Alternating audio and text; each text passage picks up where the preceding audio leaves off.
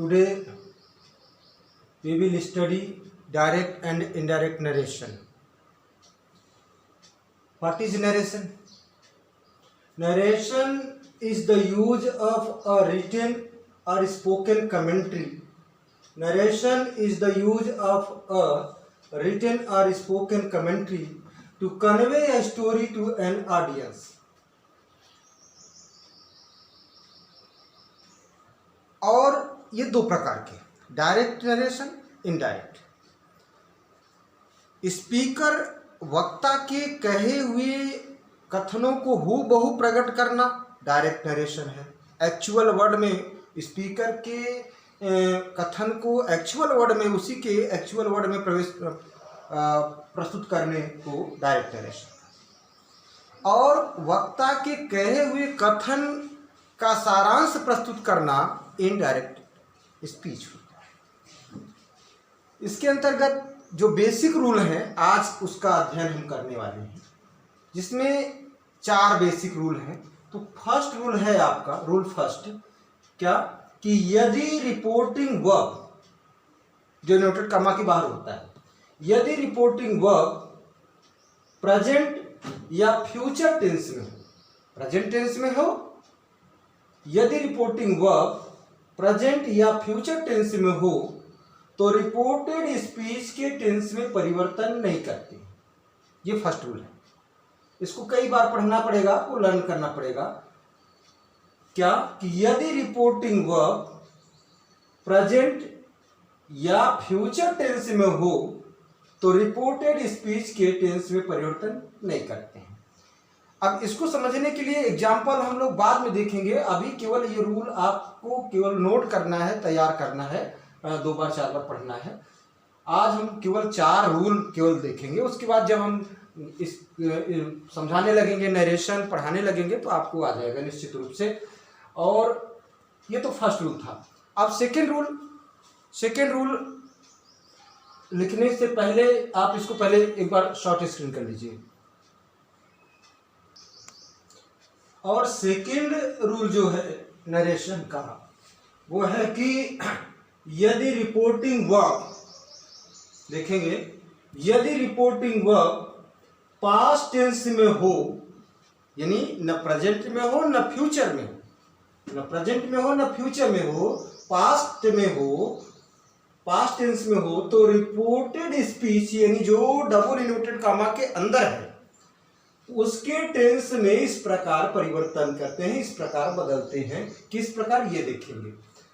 क्या है कि present indefinite tense, present indefinite tense change into past indefinite tense, present indefinite tense change into past indefinite tense, present continuous tense change into past continuous tense, present perfect tense change into past perfect tense, present perfect continuous tense change into past perfect continuous tense। In case present का नहीं है, past का है, तो क्या करेंगे, तो past indefinite tense change into past perfect tense, past continuous tense change into past perfect continuous tense, और past perfect tense no change, past perfect continuous tense no change. ये तो आपका सेकेंड रूल है। लेकिन इस सेकेंड रूल का आप short screen तो ले ही लीजिए। चलिए, अब ले चुके होंगे आप शॉर्ट स्क्रीन, तो अब इसको समझने का प्रयास करेंगे। ये मान लीजिए आपका ये जो राइट हैंड है, दिख रहा है आप सबको, उम्मीद कर रहा हूँ। तो ये जो राइट हैंड है ये प्रेजेंट टेंस है। इसके ये अंगूठे को मोड़ दीजिए, तो इसमें देखिए 4 उंगलियां हैं।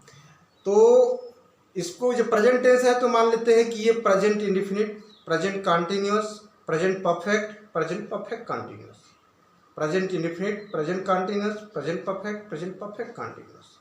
अब मान लेते हैं कि लेफ्ट हैंड आपका पास्ट टेंस है, तो ये हो जाएगा past indefinite, past continuous, past perfect continuous, एक बार पुनः, past indefinite, past continuous, past perfect, past perfect continuous.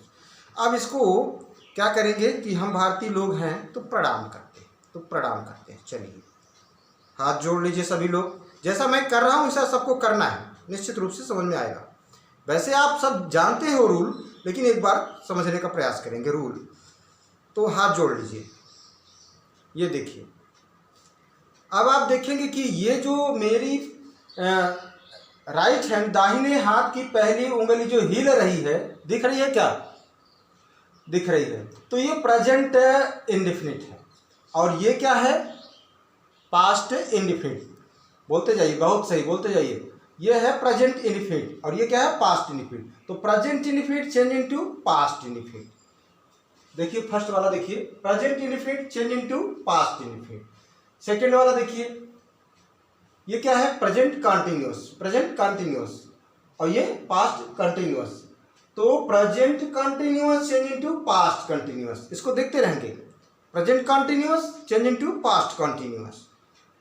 अब देखिए ये थर्ड वाला, इधर देखिए, present perfect tense change into past perfect tense. तो ये क्या है? ये जो हिल रही है प्रेजेंट परफेक्ट टेंस, और ये क्या है? Past perfect tense. तो present perfect tense past tense, past perfect tense में बदल जाएगा। और ये क्या है? प्रेजेंट परफेक्ट कंटिन्यूअस, और ये पास्ट परफेक्ट कंटिन्यूअस। तो present perfect continuous change into past perfect continuous. मतलब ये कि जिस नंबर का प्रेजेंट का है टेंस, उसी नंबर के पास्ट टेंस में बदल जाएगा। जिस नंबर का प्रेजेंट, नंबर का मतलब ये कि प्रेजेंट के 4 भेद, पास्ट के 4 भेद। तो अगर तीसरे नंबर का है प्रेजेंट का, तो वो तीसरे नंबर के पास्ट में जाएगा। और चौथे नंबर का प्रेजेंट का है, यानी प्रेजेंट परफेक्ट कंटिन्यूअस है, तो पास्ट परफेक्ट।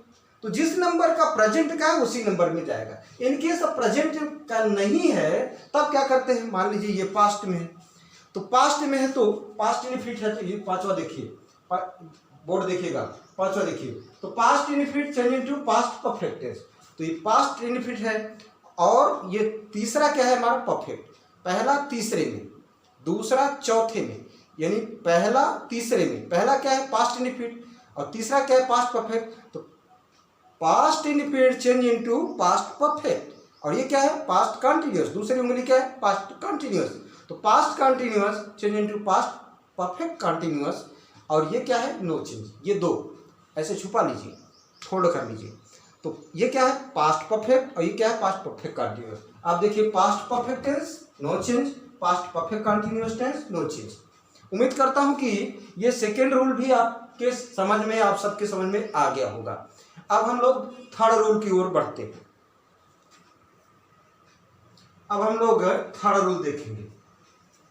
तो थर्ड रूल क्या है कि सन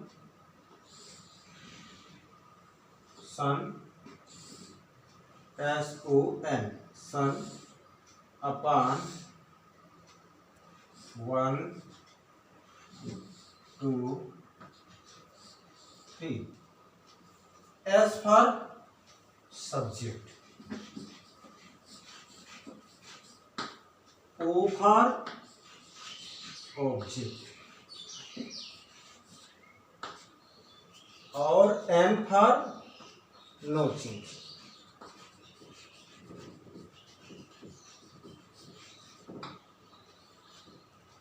अब आप सब जानते हो कि पर्सन 3 होते हैं। तो फर्स्ट पर्सन कौन कौन? IB, sorry, first person IB।